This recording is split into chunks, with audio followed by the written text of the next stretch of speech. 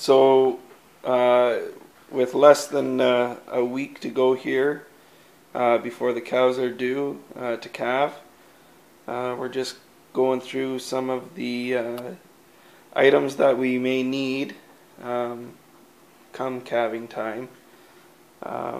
Some of them we definitely will be using. Others we hope we won't have to, such as the calving jack and the oral feeder. But it's always good to have those things on hand, just in case you do have to use them. It's not really something that you want to have to try and find at the when it comes down to needing them. So on my left here, we got the oral calf feeder, and it's also known as just a drenching tube.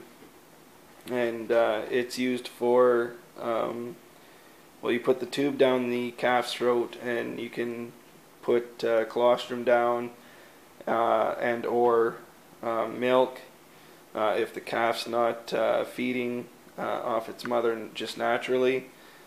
Sometimes they just need that little extra boost, little extra help. Usually once you tube them once or twice, you can either get them onto a bottle or get them sucking on the mother on their own. So yeah, so we have one of those, and then this little bottle here is selenium, and in our area the soil is lacking selenium, so lots of animals are deprived of selenium, and I feel like I'm saying the word selenium a lot, but anyway, so the selenium is 1 milliliter per 45 pounds, and it's applied in the muscle. So roughly for a calf, you're looking at about 2 milliliters per calf. And that is applied in the muscle, not just under the skin. And then so right here we have a couple of the 3 milliliter syringes, and then beside that we have multiple 18 gauge needles that are new and ready to go. You can only use them a few times before they end up getting too dull, and then it's just a pain to try and get them in the animal. So always have a few of those on hand. You don't want to be trying to use too many dull needles. And then over here on the right hand side, there we go. We got the castrating bands and the bander. So each little green elastic band, you'd slide that over the 4 pieces there, squeeze on the handle, opening up the end, and then you just slide the scrotum through the bands, closing it, sliding it out, leaving the band around the above the testicles, making sure that both the testicles are in there once the band is on. If you happen to miss a testicle, you'd have to cut the band off and redo it quickly. What else did you want me to mention? Know about the bands?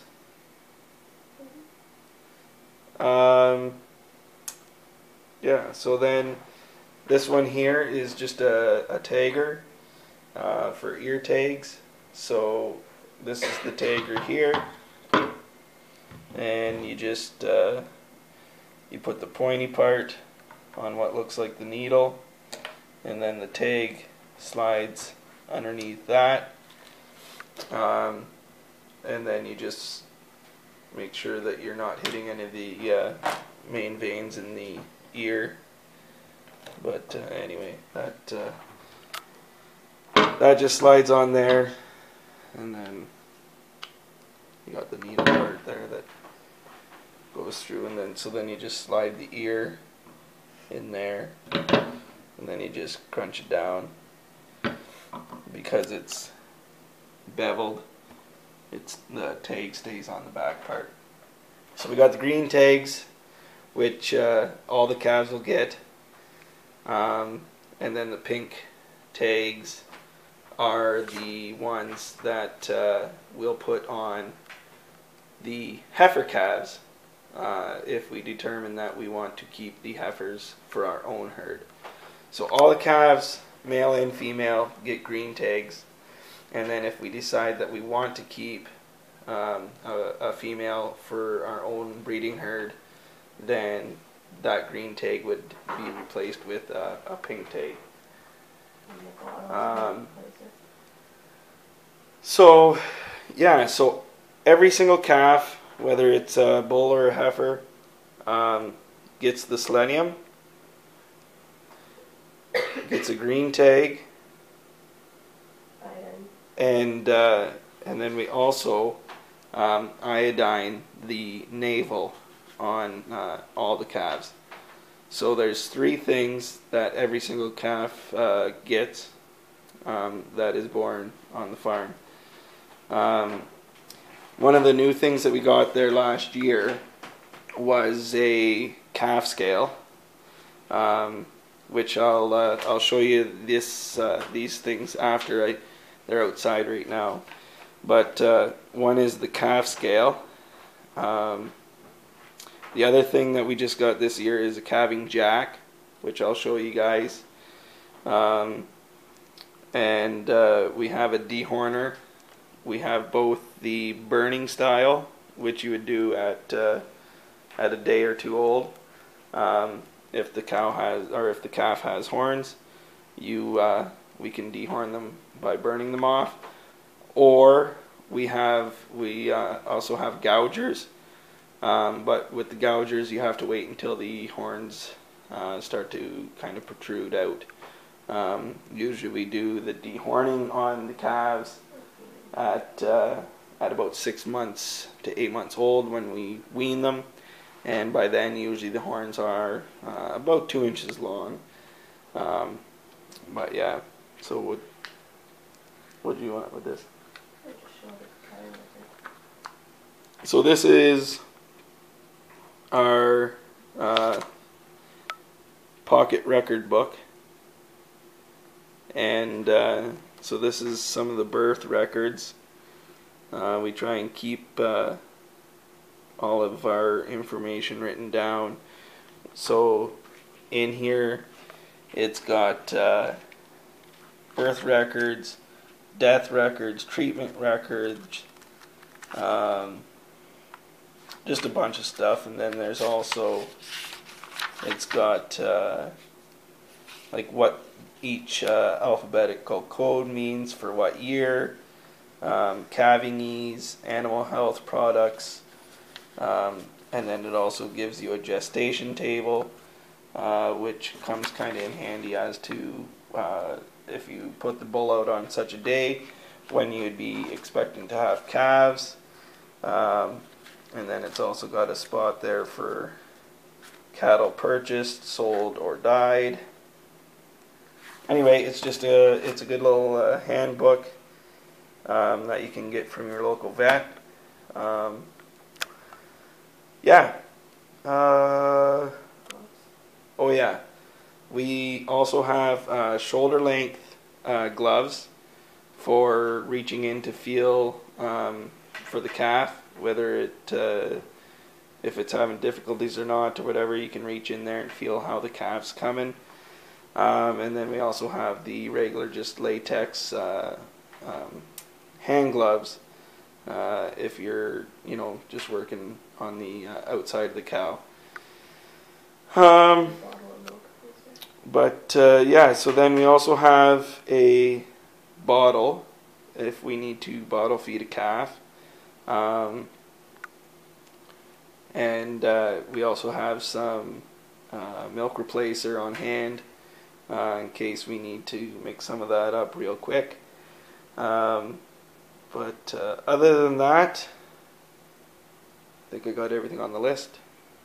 But yeah, so it's dark outside right now, but all part of this video. I will go out and show you guys the calf scale and the calf jack, and we'll kind of go through some of that stuff. So, but yeah, that's the majority of the stuff.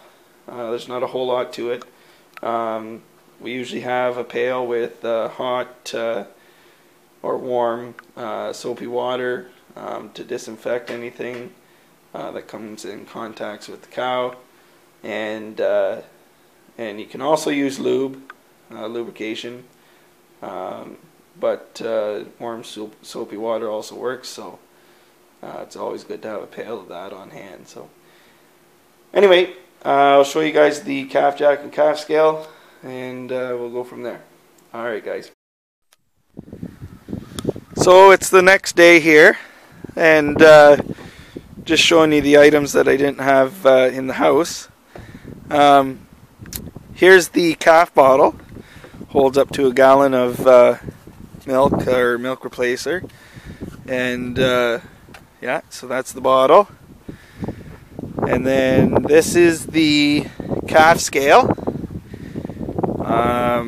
We just got it last year. So you can see that's the scale system there. Goes up to 150 pounds. So Jess, you want to show how to use it there? So you put your calf in, and then you got this thing here. It's just got the lever up top, and it's got some graduated marks. So you'd put your calf in with it up like that, and then just force the calf in by pushing on its bum. So you're pulling back on the lever, which is pushing the calf forward, and then as you go, it just drops down, and then that way the calf can't back out, putting pressure on the calf. When you put the calf in, you would have that open. Try and stand out of the light here. And then as you close it, it locks the calf in. And then that way you could tag it if you had to tube it to get some colostrum in or something. It would keep him so he couldn't move around. So once he's locked in there, you just take and unscrew that out of there, and then you just push down on this lever.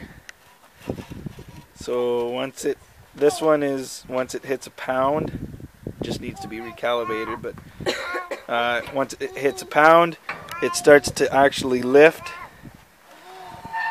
the unit that the calf is standing in. So whatever it comes to, you would just minus a pound for the weight of the thing, and then that would give you your weight.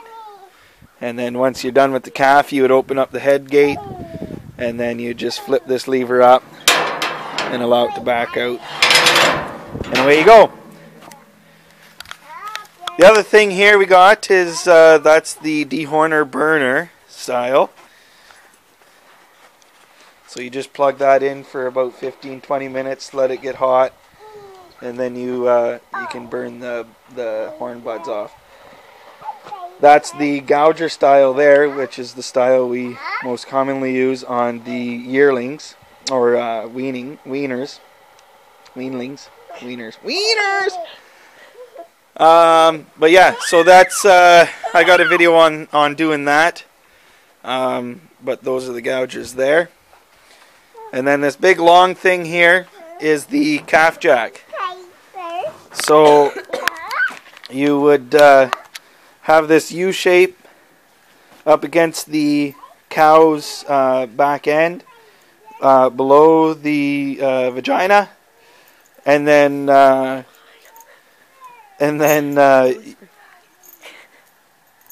you got your chains to go on the calf's legs. So either you have to reach in and feel the calf's legs, or usually the calf's feet are sticking out. And then you stick it about halfway between the hock and the first joint, right?